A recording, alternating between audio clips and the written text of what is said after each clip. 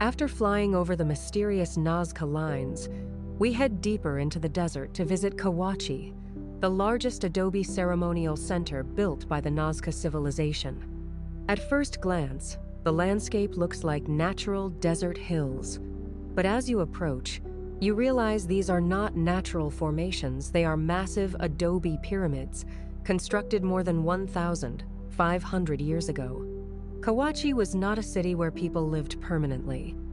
Archaeologists believe it functioned as a religious and ceremonial center, active between about 200 BCE and 500 CE. Pilgrims likely traveled here for rituals, festivals, and gatherings. Pilgrims likely traveled here for rituals, festivals, and gatherings.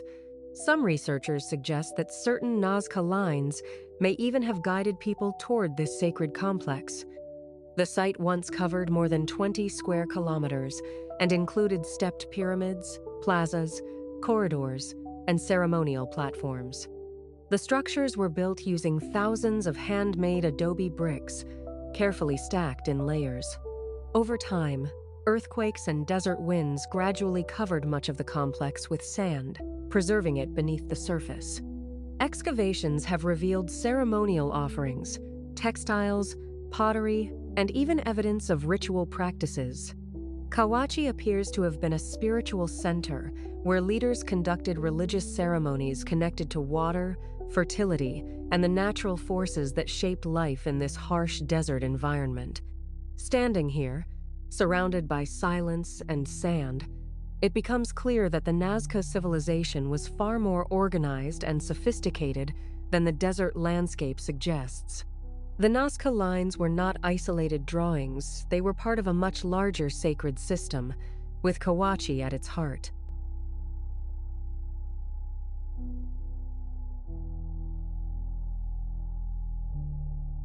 Archaeologists have found evidence that ritual sacrifices may have taken place here at Cahuachi. Excavations uncovered what are known as trophy heads, carefully prepared human skulls, believed to have been used in religious ceremonies. In the harsh desert environment of Nazca, water and agriculture were matters of survival. Some researchers believe these rituals were offerings to supernatural forces, asking for rain, fertility, and balance. While the practices may seem intense to us today, they were part of the spiritual traditions of the ancient Andean world.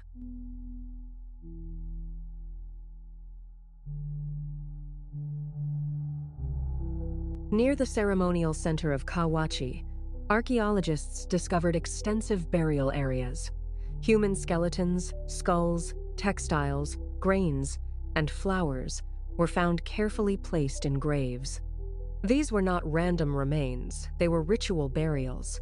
Cahuachi was a sacred pilgrimage center, and many people were laid to rest here with offerings meant to nourish them in the afterlife.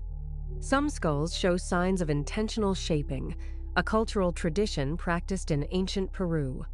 Walking through this desert cemetery, you begin to understand that this was not just a temple, it was a spiritual landscape where life, death, and belief were deeply connected.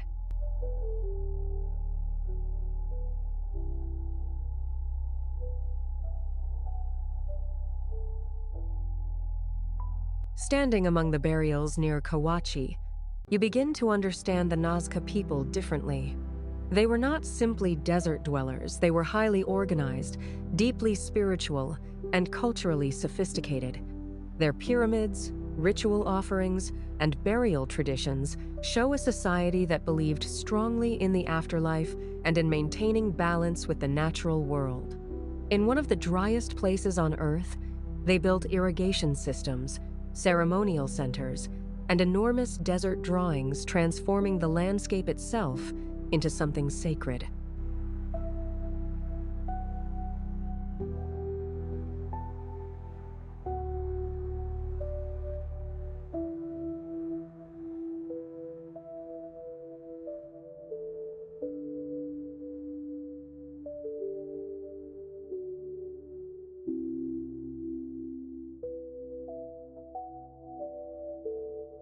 Inside the Antonini Museum, we finally see the Nazca civilization up close.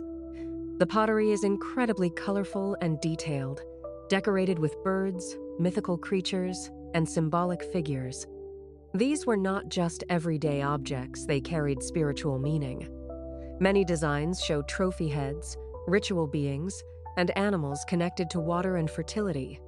Through these ceramics, we begin to understand that the Nazca lines were not isolated drawings. They were part of a much larger religious and cultural system that shaped life in this desert more than 2,000 years ago. The Nazca civilization, ca. 200 BCE, 600 CE, did not have modern kilns or metal tools. Yet their ceramics are among the most technically advanced in ancient South America. Their technology was based on careful material selection, mineral chemistry, and controlled firing methods. They shaped vessels by hand, polished them with stones, and painted them using natural mineral pigments made from iron and manganese. Through controlled open-pit firing, the colors fused permanently into the clay. More than 2,000 years later, these ceramics still shine with vibrant reds, blacks, and yellows, a testament to the scientific and artistic skill of this ancient desert civilization.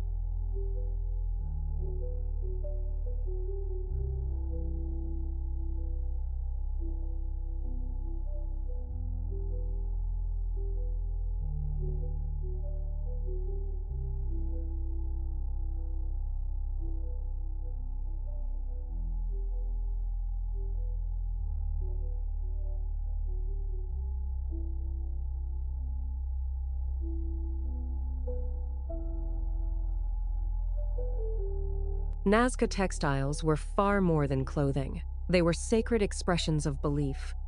Many designs show trophy heads symbolizing fertility and the cycle of life and rebirth. Mythical beings with animal features represent spiritual forces and shamans connecting the human and supernatural worlds. Crops like maize appear frequently, reflecting the importance of agriculture in this desert environment. These vibrant fabrics, woven from cotton and camelid wool using advanced techniques, were often used in ceremonial garments and burial bundles.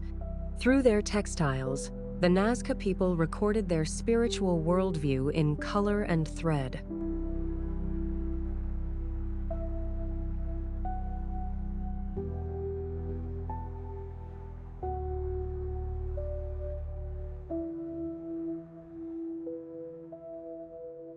The Nazca expressed identity and status through beautifully crafted jewelry made from gold, shell, stone, and feathers.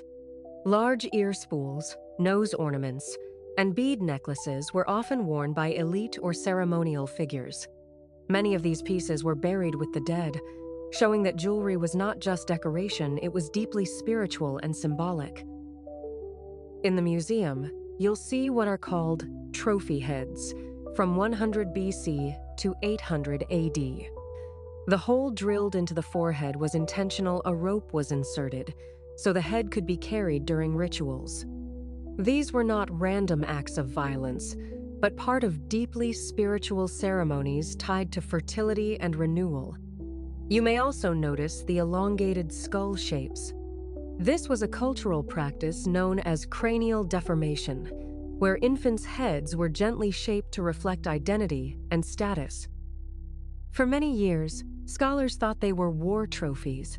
Some skulls show little evidence of violent battle injuries, but newer research suggests they were likely part of religious rituals connected to fertility and renewal. In the harsh desert environment, Survival depended on agriculture and water, and sacrifice may have been viewed as a sacred offering to maintain balance with the natural world.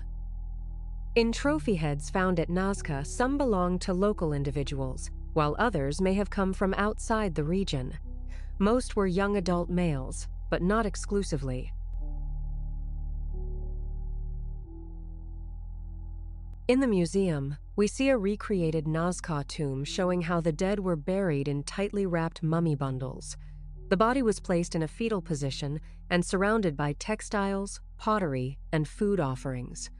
In this dry desert climate, many of these burials were naturally preserved.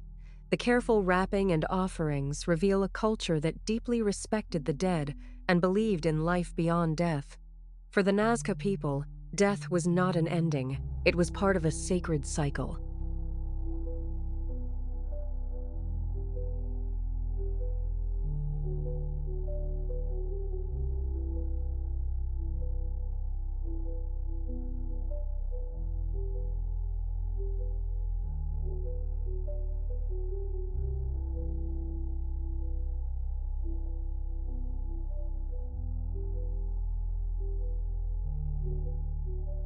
The Nazca people didn't just create art in the desert, they created music as well.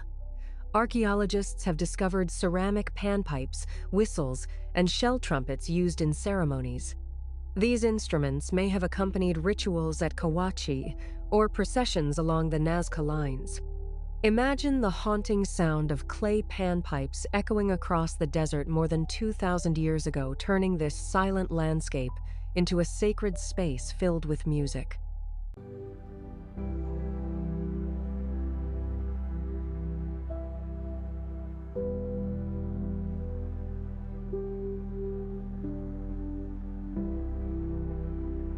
The Nazca people used simple but effective weapons, including spears, slings, clubs, and sharp obsidian blades. While some were used for hunting and defense, others may have played a role in ritual practices connected to trophy heads. Archaeological evidence shows that conflict existed, but it was likely intertwined with spiritual and ceremonial life in this ancient desert civilization.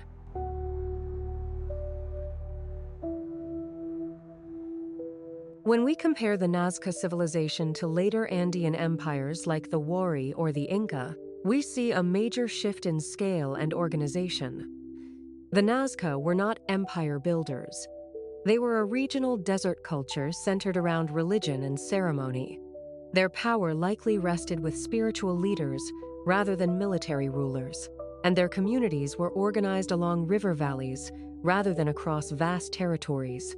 Unlike the later Inca, who built massive stone cities, road systems, and a highly structured imperial government, the Nazca focused on ritual spaces like Cahuachi and on engineering solutions such as the underground aqueducts that brought life-giving water to one of the driest places on Earth. Their art was deeply symbolic and spiritual, expressed through vibrant ceramics, intricate textiles, and the mysterious Nazca lines. Later civilizations became politically centralized and expansionist, but the Nazca were more focused on harmony with nature, ritual practice, and survival in a fragile desert environment. In many ways, they represent an earlier chapter of Andean history, smaller in scale, but incredibly sophisticated in belief, art, and environmental adaptation.